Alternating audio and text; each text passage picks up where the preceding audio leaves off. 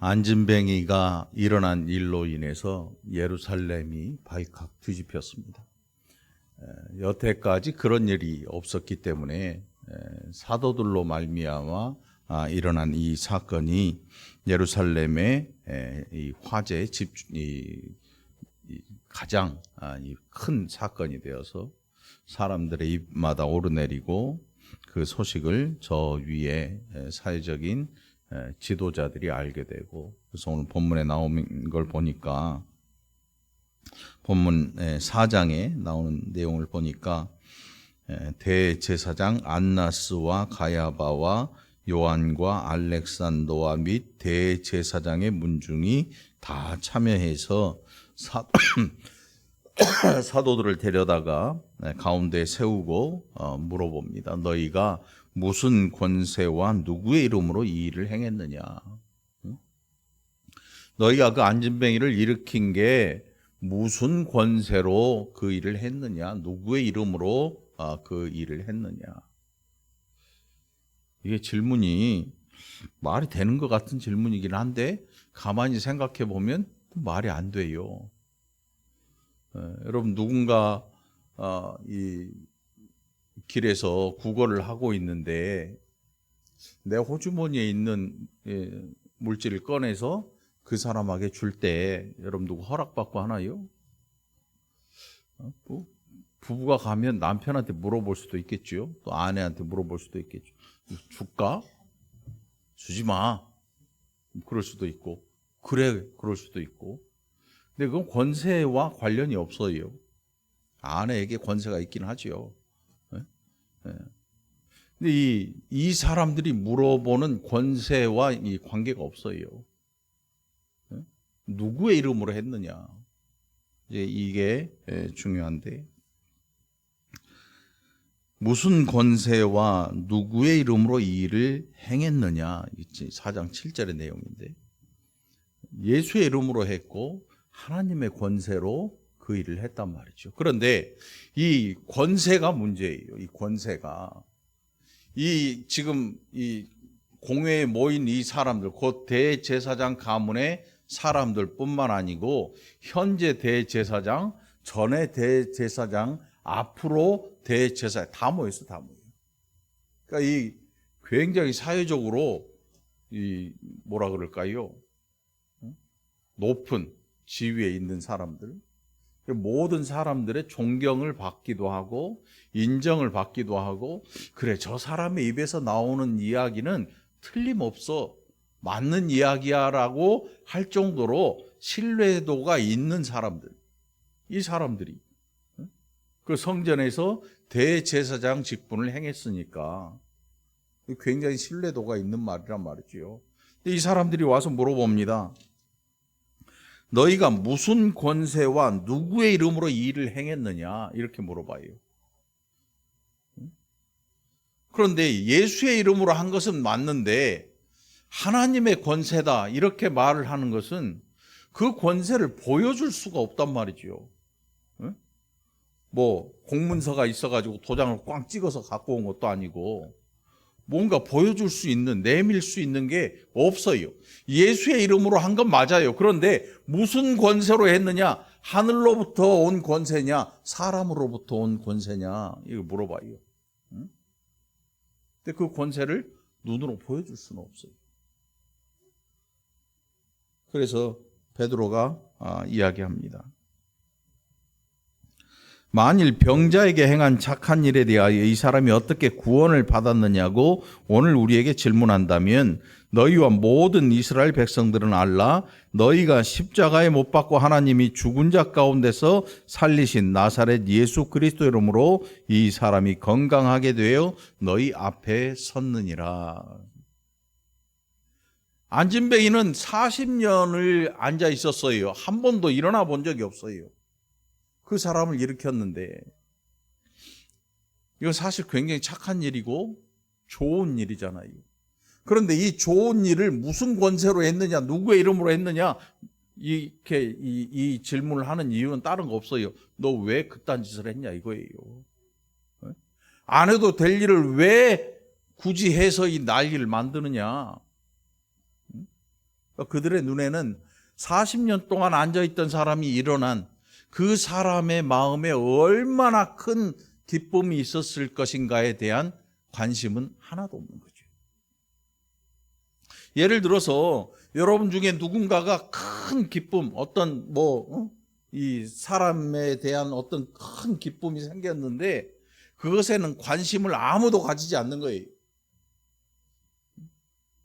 굉장한 기쁨이어서 이 기쁨이 너무 커서 다른 사람에게 자랑을 해요. 나 실은 이런 일이 있었어. 이런 일이 있어. 근데 사람들이 맹숭맹숭해요. 그게 뭐? 근데 어쩌라고? 이렇게 나오는. 이 사람의 기쁨에 아무도 동조하지 않는 거지요. 이 백성의 지도자라고 하는 사람들이 아무도 동조하지 않고 그 기쁨이 어땠을지 아무도 관심조차 없어요. 그리고 사도들에게 왜 이런 일을 해가지고 귀찮게 만드냐, 이런 질문을 하고 있는 거죠. 그게 이 대제사장 가문의 사람들의 질문이에요. 거기에 대해서 베드로가 이야기합니다. 11절 오늘 우리가 봉독한 본문에 이 예수는 너희 건축자들의 버린 돌로서 집 모퉁이의 머릿돌이 되었느니라. 이게 참 기가 막힌 이야기입니다. 건축자들이 버렸어요. 돌을. 왜 버렸냐 하면 이렇게 터를 구성을 해서 터를 만들어서 거기에 건축물을 지으려고 하는데 돌이 이만한 게 하나 있는데 그게 자꾸 사람들의 일하는 걸 방해를 하는 거예요. 그래서 건축자 중에 힘 있는 사람이 사람들을 시켜가지고 야, 그 돌 저 밖에 안 보이는 데로 갖다 내둬놔. 버려버려. 이렇게 시켰거든요. 그래서 실제로 그 돌을 매다가 저 밖에 버렸어요. 그 건축하는 그 마당에 있지 못하도록 저 밖에 버려버렸어요. 그런데 나중에 이 집이 다 지어지고 공사가 다 끝난 다음에 이 건축자가 한 바퀴 이제 쑥 둘러볼 거 아니에요, 사람들하고. 둘러보는데 저 돌덩이가 하나 있는데 건축물에서 여러분 머릿돌이라고 하는 건 굉장히 중요한 의미를 담고 있어요. 그 건물에 가장 힘 있는 대들보 밑에 그 머릿돌을 세워놓고 거기에 이 공사는 언제 했으며 누가 참여했고 이런 것들을 기록을 해놓는 굉장히 중요한 의미를 가지는 거거든요. 근데 이 건축자가 보니까 그 자기가 내다 버리라고 했던 돌이 머릿돌로 앉아 있는 거지요. 이제는 이미 이 돌을 치울 수 있는 시기가 끝나버렸어요. 한번 치웠는데 그 돌이 자기도 모르게 거기 와 있는 거예요. 이걸 뽑는 순간 이 건물은 이제 바보 건물이 되는 거죠. 아무것도 아닌 게 되는 거죠. 머릿돌에 모든 게 기록이 돼 있거든요. 굉장히 중요한 위치를 가지고 머릿돌을 치우는 순간 대들보도 무너질 것이고 아무것도 아닌 게 돼버려요. 베드로가 하는 이야기는 뭐냐면 너희가 내다버린 예수, 너희가 잡아 죽인 그 예수가 부활함으로 말미암아 우리에게 소망이 되었고 우리는 그의 이름에 힘입어 이 일을 했다. 이렇게 얘기를 하는 거죠. 다른 이로서는 구원을 받을 수 없나니 여러분 예수 이름 외에는 구원이 없습니다. 여러분 잘 기억하세요. 어떤 사람들은요 예수도 좋고 부처도 좋고 이슬람 회교도 좋고 별소리를 다 합니다. 예수 외에는 구원 없습니다. 예수 외에는 구원이 없어요. 이게 안 되는 분은 교회에 올 필요가 없는 거지. 아니면 나 구원받고 싶은데 하는 분은 예수의 이름만 믿어야 되는 거예요. 부처의 이름 소용없어요. 유명한 사람의 이름 소용없어요.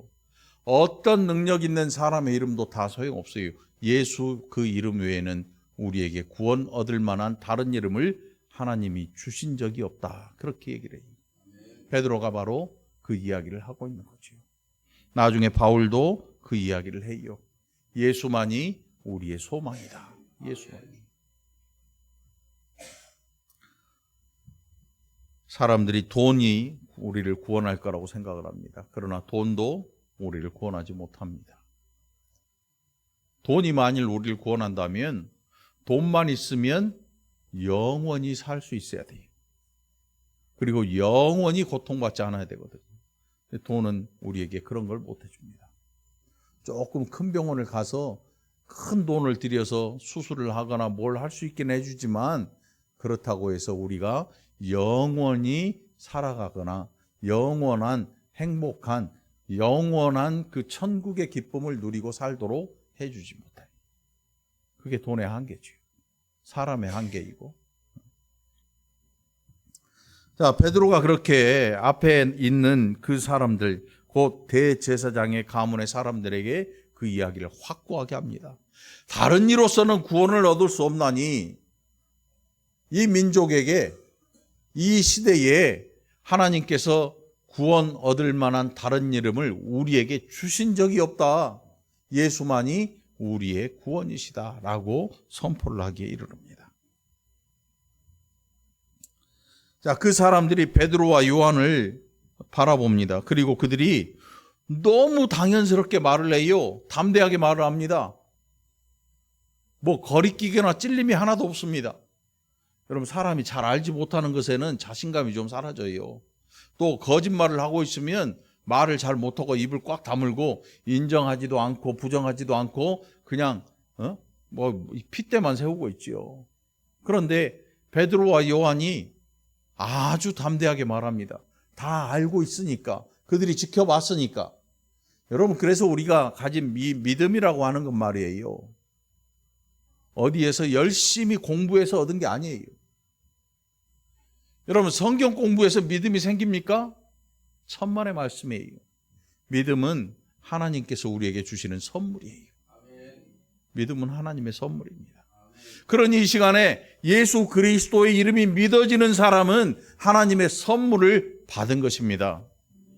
믿어지지 않는 사람은 생각하기를 내가 기독교 공부를 덜 해서 그런가? 아니에요.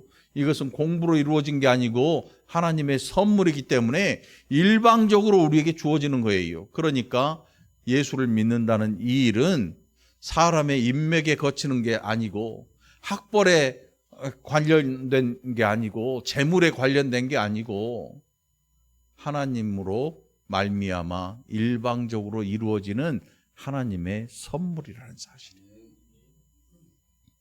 여러분, 예수 믿으시기 바랍니다. 하나님께서 우리에게 선물로 주신 것을 함부로 가볍게 여기지 말고 소중히 관리하고 소중히 여기라는 말씀입니다. 이게 베드로의 이야기입니다. 다른 이로서는 구원을 받을 수 없는데 천하 사람 중에 구원받을 만한 다른 이름을 우리에게 주신 적이 없다. 하나님께서 예수 그 이름 외에는 우리에게 구원 얻을 만한 다른 이름을 주신 적이 없다. 그 사람들이 베드로와 요한을 압니다. 그래서 그 사람들이 베드로와 요한을 뭘로 알고 있냐면 학문 없는 평범한 사람. 여러분, 우리나라 이 시대에 평범한 사람은 누구냐 하면 고등학교 다 졸업하잖아요. 아주 오래전에 태어나신 분들은 지금 80대, 70대 이 정도만 돼도 이게 평범한 일이 아니에요. 그 당시에 고등학교 가고 이런 거는 굉장히 드문 시절이었으니까. 그런데 요즘의 젊은이들에게 이 일은 아주 평범한 일입니다. 정말 학교에서 사고를 거듭해도요, 안 잘라, 퇴학 안 시키고 전학을 거듭해서 결국은 고등학교 졸업장을 줘요. 그냥 거저 줘. 의무 교육처럼 돼 있으니까. 요즘 고등학교 의무 교육 아니에요? 그냥 줘. 그냥 준단 말이죠. 그러니까 평범한 사람이 아니야. 그 옛날 사람들이 보기에는 평범한 사람이 아니죠. 그런데 이 당시에 베드로와 요한이 이 일상적인 평범한 사람이라는 그 이야기는 뭐냐 하면 학교 앞을 가본 적이 없어. 공부를 해본 적이 없어. 왜? 이 사람들의 사는 지역이 그런 지역일 뿐만 아니고 당시에 이 사회를 이끌어가는 지도자라고 하는 사람들은 공부를 굉장히 많이 한 사람들이, 율법에 대해서 아주 빠삭하고 공부를 많이. 우리가 알기로 바울은 이 어느 학파에 속한 사람이, 여기에 나오는 이 바리새파나 또 우리가 알고 있는 이 사두개파, 이 학파들이거든요. 이 학파들에서 각각 주장하는 바가 달라요. 이 사람들이 보기에 베드로와 요한은 일자 무식이에요. 난 놓고 기역자도 모를 사람들. 그래서 도무지 예수라는 이 사람을 통해서 학문을 이루거나 뭘 할 수 있는 그런 사람들이 아니거든요. 그런데 이들의 입에서 나오는 소리를 들어보니까 이게 보통이 아닌 거예요. 보통이 아니야. 네? 여러분, 이게 그들에게 큰 이 문제가 돼요. 그래서 그들이 뭐라고 하냐면, 또 병 나은 사람이 그들과 함께 서 있는 것을 보고 비난할 말이 없다. 아주 일자무식으로 알았는데 이 사람들이 안진뱅이의 손을 잡고 일으킨 이 사건을 예루살렘의 모든 사람들이 알고 있고 하나님 앞에 영광을 돌리고 있습니다. 그러니까 그 일이 일어났는데 기가 막힌 거죠. 할 말이 없어요. 왜? 못 고쳤으면 할 말이 있겠지요. 그런데 안진뱅이가 벌떡 일어나서 그들이 막을 사이도 없이 온 동네 싸돌아다니면서 다 얘기를 했어. 야, 나 봐라. 나 40년 동안 앉아 있었는데 나 걸어다닌다. 나 걸어다녀. 언젠가 TV에 보니까 침을 기가 막히게 잘 놓는 사람들이 있더라고요. 근데 그 침을 놓으려면 여러분 한 20년, 30년 전만 해도 자격증 필요 없잖아요. 네? 그냥 침 놓는 사람 밑에서 제자가 돼가지고 그걸 배우는 거예요. 근데 이제 침을 놓으려면 자격증이 없으면 큰일 나. 뭔 자격증? 한의사 자격증이나 아무튼 의사가 놔야 돼, 이 침을. 왜? 치료하는 거니까. 치료 목적의 모든 행위는 의사가 하게 돼 있거든요. 그러니까 이 의사 자격증 없으니 침 못 놔요. 네? 그러니까 여러분 사람들에게 조심해야 돼. 야, 내가 치료해 줄게. 일로 와봐. 엎드려봐. 어? 내가 마사지 해줄게. 치료해 줄게. 이 치료란 말이 들어가는 순간 의료법 위반이 되는 거야, 여러분. 이 사람들이 다 알아요. 이 베드로와 요한이 정말 무지랭이 같은 그 동네에서 나고 자라서 지금 어부 생활을 하고 있다는 사실 다 알아요. 왜? 예수님께서 그들을 데리고 다니실 때부터 다 알고 있었어. 사람들을 보내서 다 알아보게 했거든요.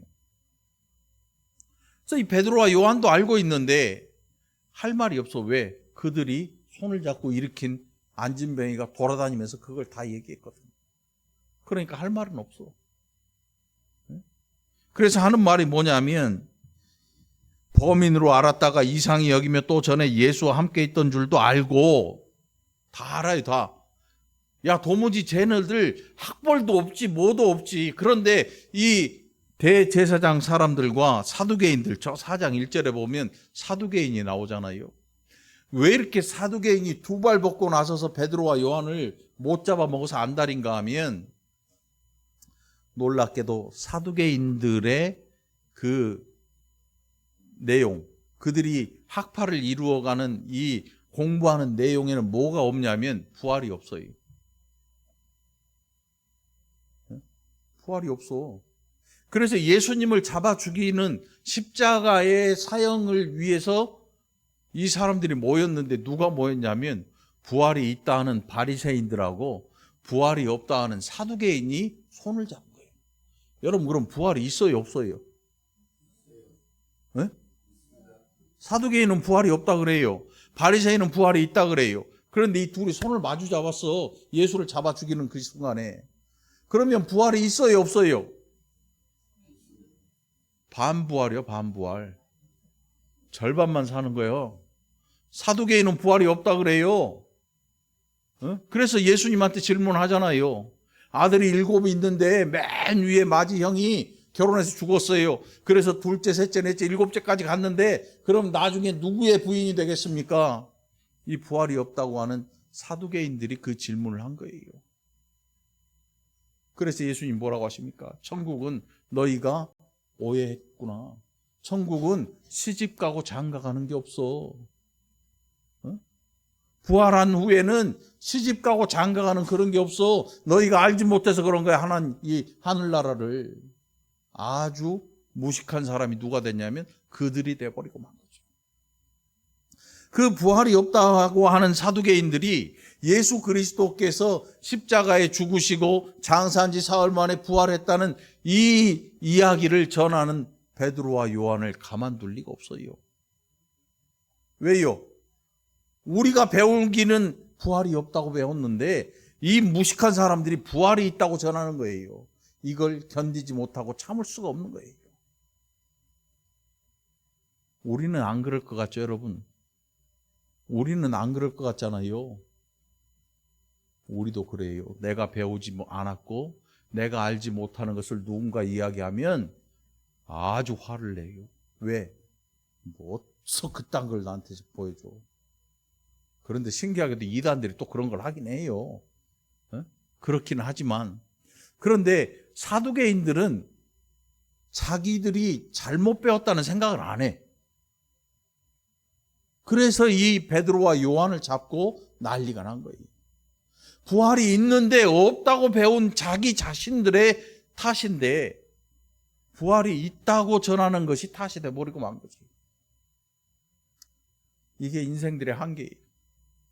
우리가 알고 있는 것 밖의 이야기를 하면 사람들이 너 그딴 짓 왜 하냐라고 질문을 합니다.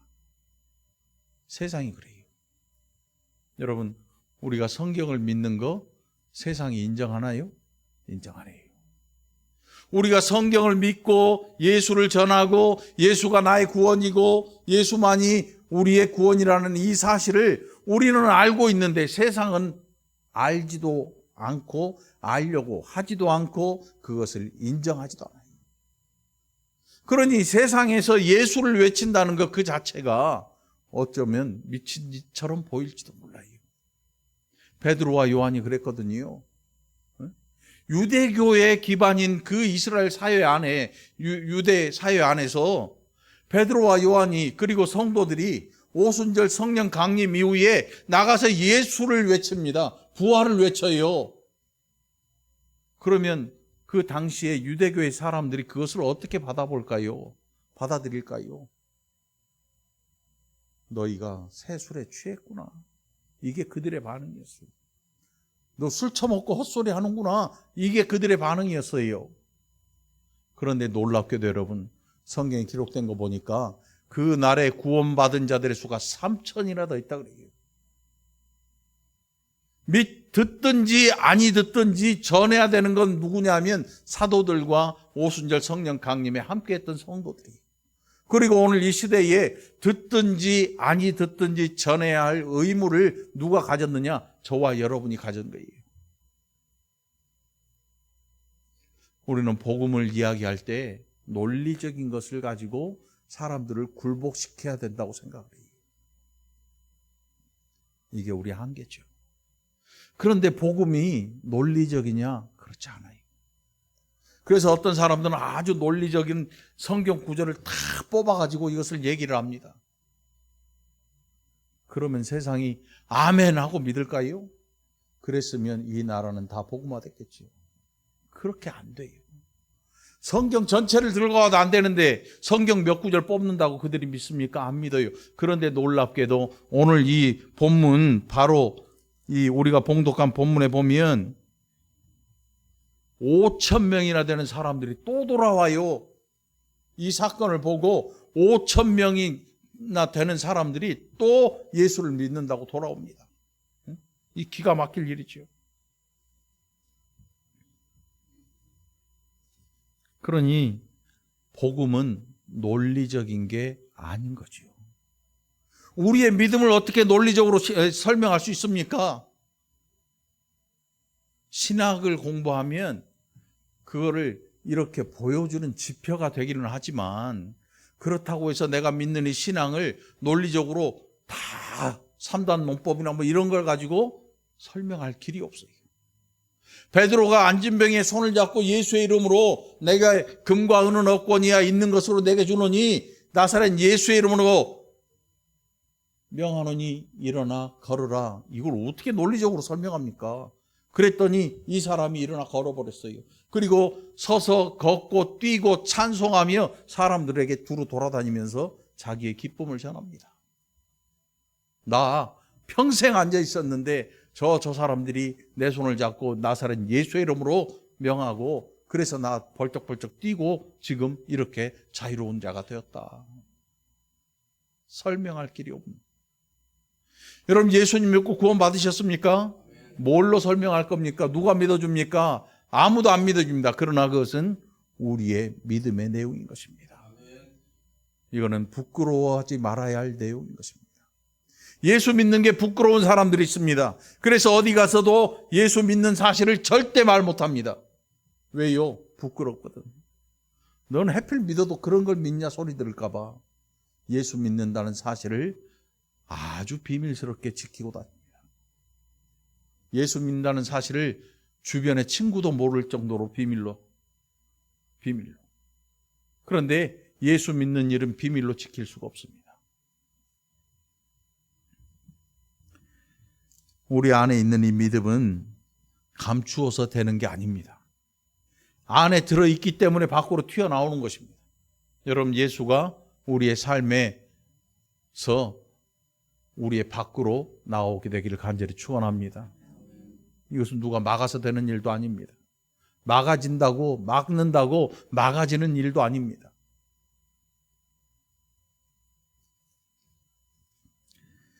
16절입니다. 이 사람들을 어떻게 할까? 그들로 말미암아 유명한 표적 나타난 것이 예루살렘에 사는 모든 사람에게 알려졌으니 우리도 부인할 수 없다. 그러니 이들을 위협해서 더 전하지 못하게 하자. 이렇게 얘기해요. 이렇게 얘기해. 그랬더니 베드로와 요한이 뭐라고 답하냐면 우리는 보고 들은 것을 말하지 아니할 수 없다. 여러분, 보고 들은 것을 말하는 사람을 우리가 뭐라 그럽니까? 그렇죠. 그걸 증인이라는 이것은 아무 데서나 쓰는 단어가 아니에요. 어디서 사용해요? 그렇죠. 법정에서. 이렇게 똑똑해 다들. 아우, 너무 똑똑해. 이 증인이란 말이 이게 법정 용어예요. 아무 데서나 쓰는 용어가 아니에요. 법적인 효력을 가질 수 있는 굉장히 중요한 단어거든요. 증인이야, 증인. 이게 베드로가 우리는 보고 들은 것을 말하지 아니할 수 없다는 것은 베드로와 요한이 예수 그리스도를 본 증인으로 그들의 가진 믿음에 대한 믿음을 주신 하나님의 이 엄청난 일에 대한 증인이 되겠다는 거예요. 우리는 보고 들은 것을 말하지 않을 수 없다. 나 법정에 가서라도 이 말을 할 수밖에 없다. 나는 증인이다. 여러분 증인이시길 바랍니다. 그냥 관람자가 아니고 여러분 이게 진짜 증인은 실제로 보고 들은 것. 그래서 이 교통사고 현장에 가보면 프랭카드 큰 거에다가 몇 월 며칠 몇 시 새벽 밤 늦은 밤 몇 시 이 사건을 목격한 분을 찾습니다. 이렇게 써놓는 현수막 보신 적 있죠, 여러분? 그거 왜 그러냐면 이 사건이 너무 억울하거든. 이게 뒤집혀 버릴 수도 있어요. 중앙선 넘어온 사람이 나를 받았는데 나를 질질 끌다가 저 밖에 내놓고 내가 중앙선 넘어간 것처럼 사건을 뒤집어 버리니까 그날 밤에 목격한 사람을 찾아야 이걸 제대로 해결할 수가 있거든. 얼마나 억울하면 그걸 갖다 써놓겠냐고. 응? 억울하니까 써놓겠지. 법대로 해결을 하려고. 근데 여기에 말하는 베드로와 요한이 하고자 하는 이야기는 우리는 보고 들은 것을 이야기하지 않을 수 없다. 이 말은 뭐냐면 우리는 실제로 그 현장을 다 봤다. 새벽에 현수막 붙여놓으면 나는 가서 이야기할 자신 있다 이거예요. 이게 베드로와 요한과 사도들과 그 120문도에 하고자 하는 일이었던 것이요. 저는 오늘 이 시간에도 성령으로 말미암아 우리에게 이 믿음을 주신 하나님의 일에 저와 여러분이 증인되기를 간절히 축원합니다. 여러분이 증인인 것입니다. 우리가 증인의 삶을 살아가고 있는 것입니다. 이거 굉장히 중요한 사건입니다. 예수 믿는 것이 부끄럽거든 여러분 다시 한번 하나님 앞에 기도해 보시기 바랍니다. 부끄럽지 않기를 바랍니다.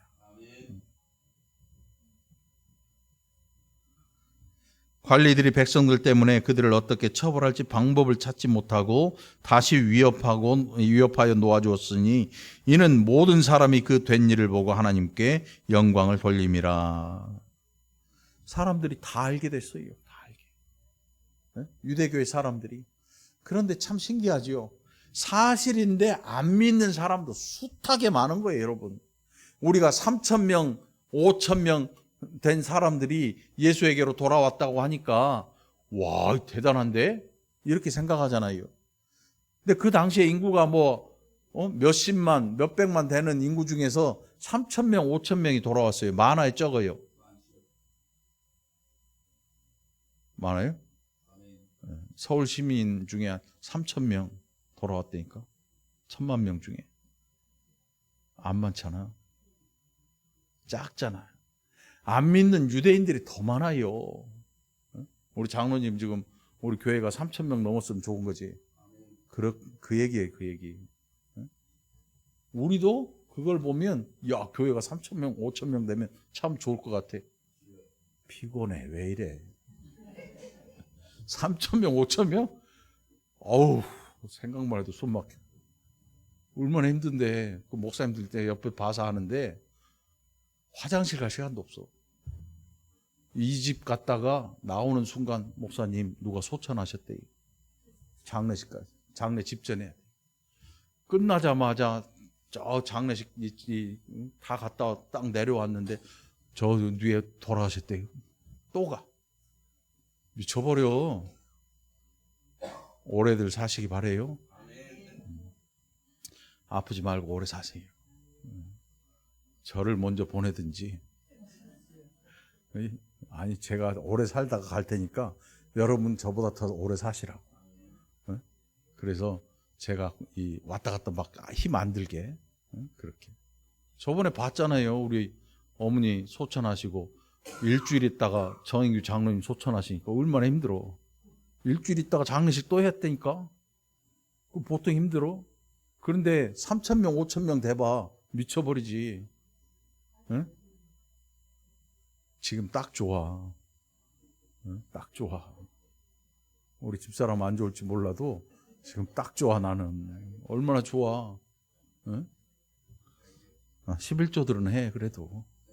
11조만 하고 그러면 뭐 딱 좋지 뭐. 11조들은 하세요. 자, 예수를 믿는 이 일이 우리에게 막 들이미는 그런 것도 아니에요. 오순절 그 성령 강림 때 있었던 120명의 성도들이 길바닥으로 뛰쳐나옵니다. 사도들이 가지고 있던 두려움이 사라져 버렸어요.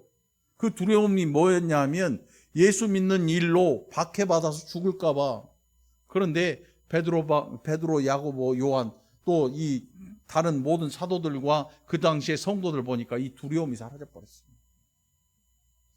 사람이 두려움이 없고 마음에 평안이 넘쳐나고 은혜가 넘쳐나면 그 변화되는 일이 눈에 보이게 되는데 그게 뭐냐면 우리가 보고 들은 것을 말하지 않을 수 없다. 여러분 예수를 만났습니까? 거봐 답이 시원찮지. 예수는 언제 만났느냐? 성경을 통해 만납니다. 성경 아니고 예수를 어떻게 만납니까? 우리가 2000년 전에 십자가에 달려 돌아가시고 부활하신 예수님 그리고 승천하신 예수님을 우리가 무슨 수로 만나요? 옆에 어디 목사님이 그러던데요? 권사님이 그러던데요? 그거 다 어디서 봤냐면 성경에서 본 거예요. 이 성경을 누가 기록했냐면 사도들이 기록했어요. 그래서 이 당시에 사도들이 전한 복음을 우리가 들은 거예요, 여러분. 2000년 후에 우리가 사도들이 전한 복음을 들은 거예요. 그리고 그 복음을 듣고 믿게 된 거예요. 그러니 우리가 전한 복음은 이 당시에 이 사도들이 전한 복음과 그 내용이 동일한 거예요. 다르면 안 되지요. 다른 걸 뭐라 그래요? 이단이라 그래요. 다를 이 끝단 뭔가가 달라. 예수를 믿어야 되는데 이만희를 믿어. 예수를 믿어야 되는데 통일교 문선명을 믿어. 이 다른 거 이단들이에요. 성경을 가지고 논다 그래서 다 기독교가 아니에요. 성경을 이용하는 사람들이 이단이에요. 그러니 여러분 예수 안에서 잘 붙어 있기를 바랍니다. 이게 우리가 가진 믿음의 모습인 거지요. 어떤 분은 그래요. 목사님 저는 믿음도 없어요. 가서 한 대 좁혀주고 싶어. 믿음은 네가 가진 게 아니고 하나님이 주신 거예요 라고 말해주고 싶어요. 믿음은 내 것이 아닙니다. 하나님의 선물인 것입니다. 그러니 여러분 난 믿음이 없어서 그렇게 얘기하지 마요. 하나님이 다 주셨어. 믿음을 주실 때 하나님이 누구는 요만큼 주십니까? 제자들이 믿음이 없을 때 있었어요. 예수님이 뭐라고 하셔요? 믿음이 없는 자들아. 믿음이 없는 자들아. 믿음이 없다니까 믿음이 요망한 게 아니고 믿음이 아예 없는 거야. 하나님에 대한 그 믿음이 아예 없어. 우리는 하나님이 믿음을 다 주셨어요. 믿음을 다 주셨어요. 부족한 믿음을 주신 게 아니고 완전한 믿음을 저와 여러분에게 주셨습니다. 이 완전한 믿음의 내용이 뭐냐면 예수 믿고 천국 가는 그 믿음인 것입니다. 어떤 사람은 믿음이라는 것을 막 11조도 많이 해야 되고 뭐도 많이, 이건 믿음이 아니고 그냥 직분자로서의 할 일을 마땅히 하는 것입니다. 이거는 믿음의 내용이 아니에요. 믿음은 뭐냐면 목에 칼이 들어오고 탱크가 우리를 밀어 제껴도 나 예수 믿고 천국 갈 자신 있다. 나는 그 일을 확신하고 나는 그 일을 믿는다예요. 그래서 6.25 때 일제강점기 때 예수에게 등 돌리지 않고 하나님을 버리지 않고 순교의 일로 그 자리에서 자기의 믿음을 지키고 죽은 사람들이 있습니다. 순교자라고 해요. 성경의 히브리서 11장에도 순교자들의 모습이 나옵니다. 칼로 자르고 막 톱으로 자르고 짐승들에게 던져주고 마차에 사지를 묶어서 잡아 당겨서 찢어 죽이고 해도 그래도 믿음을 버리지 않는 사람들이 있었습니다. 천국을 소망하고 천국을 이 땅에서 소유한 사람들의 모습이었던 거지요. 여러분 우리가 믿음을 저버리는 순간 천국을 버리는 것입니다. 영원한 그 나라를 소유한 사람은 믿음을 함부로 하지 않습니다. 그래서 여러분이 어느 곳에 가든지 좋은 믿음 가진 사람이 되기 위해서 하나님 앞에 늘 기도하시기 바랍니다. 하나님, 내가 내 믿음 저버리지 않도록, 하나님이 주신 이 귀한 선물을 저버리지 않도록 하나님 나를 성령으로 충만케 하옵소서. 성령의 충만함은 바로 이런 것입니다. 내가 믿음을 잃어버리지 않는 것입니다. 성령의 충만한 것. 여러분들이 성령의 충만한 성도들 되기를 간절히 축원합니다. 여러분 전도하기 원하십니까? 전도하기 전에 기도하시기 바랍니다. 그 기도 내용을 오늘 사도행전 4장에서 기록을 하고 있습니다. 사도행전 4장 28절로 31절 보니까 하나님의 권능과 뜻대로 이루려고 예정하신 그것을 행하려고 이 성에 모였나이다. 이게 무슨 뜻이냐면 이 사람들이 예수를 거스르기 위해서, 이 사도들이 아니에요. 예수를 거스르기 위해서 예수를 십자가에 못 박아 죽이고 회방 놓기 위해서 하나님의 뜻을 방해하기 위해서 다 모인 거예요. 아까 제가 말씀드렸잖아요. 부활이 있다고 하는 바리새인하고 부활이 없다 하는 사두개인이 손을 잡을 수 있겠어요? 없겠어요? 원래 평상시에 절대 안 되죠. 절대 안 돼. 손을 잡을 수가 없고 힘을 합할 수가 없는 사람들이 힘을 합했어요.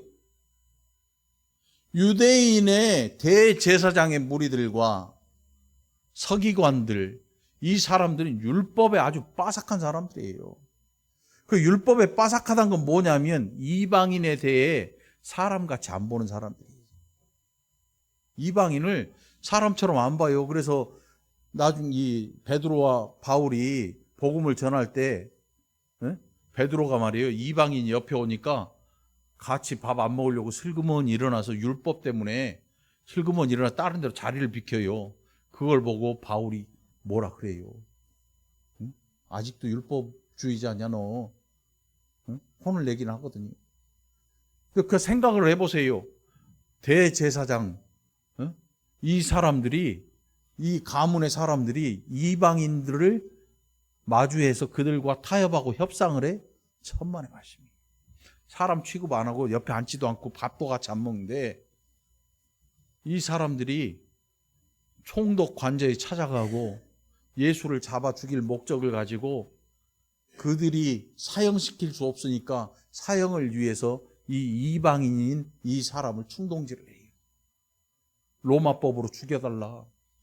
우리의 율법으로는 죽이는 판결은 내리는데 실제로 사형을 집행할 법적인 그게 없어요. 로마 황제 아니면 그걸 할 길이 없어. 그러니까 로마의 법을 가진 이 사람들에게 이걸 부탁하는 거지. 그러니 예수를 잡아 죽인 일에는 세상 법과 유대인의 법이 함께한 거예요. 율법이 함께한 거예요. 그러니 예수의 죽음은 법적 효력을 가지는 거예요.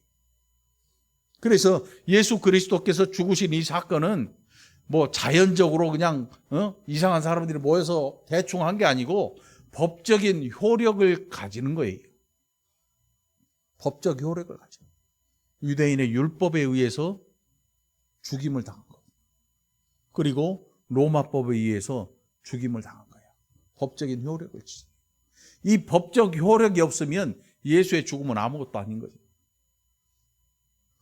하나님의 법정에서 일어난 일이니까 그 법정의 일은 이 땅의 법정에서도 일어났어요. 그리고 예수를 잡아 죽입니다. 하나님의 법정에서 이 일이 결정되었고 이 죽음과 죽으심과 그리스도의 죽으심과 장사됨과 다시 부활하시고 승천하심의 모든 일들은 그냥 일상적인 자연에서 이루어진 일이 아니라 하나님의 법정에서 일어난 일인 거예요. 그래서 저와 여러분이 구원 얻을 근거를 갖게 되는 겁니다. 그러니 우리가 가진 이 믿음은요, 법적인 효력을 갖는 거예요. 그냥 목사가 구원 얻었습니다 그러니까 아멘 하면 되는 게 아니고요, 법적인 효력을 가진 거예요. 법적인 효력. 그러니 저와 여러분의 믿음을 귀하게 여기시기 바랍니다. 자, 29절입니다. 이제 이 베드로가 주여 이제도 그들의 위협함을 굽어보시옵고 또 종들로 하여금 담대히 하나님의 말씀을 전하게 하여 주시오며. 세상에서 트집 잡고 온갖 수를 부리고 악한 일을 할 걸 다 알아요. 그러나 이것을 하나님 앞에 맡깁니다. 하나님 이 위협을 감하여 주시고 우리가 이 위협을 감당할 수 있도록 은혜를 주옵소서. 이렇게 기도하는 거예요. 여러분 누군가 전도하려면 손에다 고구마 싸들고 먹을 거 싸들고 자꾸 입에 막 발라주려고 하면 안 돼요. 전도는 그게 전도가 아니에요. 전도지 없어요? 전도지는 그냥 상업적인 광고판과 똑같은 거예요. 우리가 하나님의 전도지인 거예요. 여러분이 이 복음을 가진 자로 주변 사람들에게 야, 저 예수 믿는 인간이 왜 저 모양이냐 이렇게 알려졌다면 여러분은 복음을 전할 수 없어요. 왜요? 별걸 들고 가서 다 줘도 안 돼. 복음은 사람의 것이지 짐승의 것이 아니에요. 응? 개는 발로 차고 두들겨 패고 난리 펴도 먹을 거 좀 먹어요. 그건 사람 안 먹어요. 저 독 집어넣지 저거. 저 이상한 거야. 먹지 마. 안 먹어. 절대 안 먹어. 그러니 여러분 우리가 가진 이 복음을 전하고 싶거든 복음으로 말미암아 변화된 삶을 살아가시기 바랍니다. 그리고 그 변화된 복음을 이웃에게 제시하시기 바랍니다. 이게 베드로의 기도의 내용인 것입니다. 빌기를 다음에 모인 곳이 진동하더니 무리가 다 성령이 충만하여 담대히 하나님의 말씀을 전했다고 기록해요. 담대히 하나님의 말씀을 전했어요. 결국 우리가 전한 것은 우리의 경험이 아닙니다. 어떤 사람은 내가 아팠는데 뭐 누가 와서 기도해주고 구구절절 막 얘기하는데 그건 복음이 아니고 간증이라고 그래요. 간증은 뭐냐면 은혜를 내가 어떻게 누렸느냐. 간증은 복음이 아니에요, 여러분. 그러니까 자꾸 간증 듣는 거에 빠져들면 나중에 또 자꾸 간증만 들으려고 해요. 왜? 귀가 간질간질해. 간질간질해. 그래서 간증만 찾아다. 그 여기저기 사람들이 누구는 어디 가서 뭐 했고 어쩌고 이런 얘기만 좋아해. 간증은 복음이 아닌 거예요. 복음은 우리의 심령과 골수를 쪼갭니다. 그게 뭐냐면 하나님의 말씀이에요. 그러니 여러분 교회 다니십니까? 그러니까 여기 와 있겠지. 교회 다니시거든 예수를 믿으시거든 성경 읽으시기 바랍니다.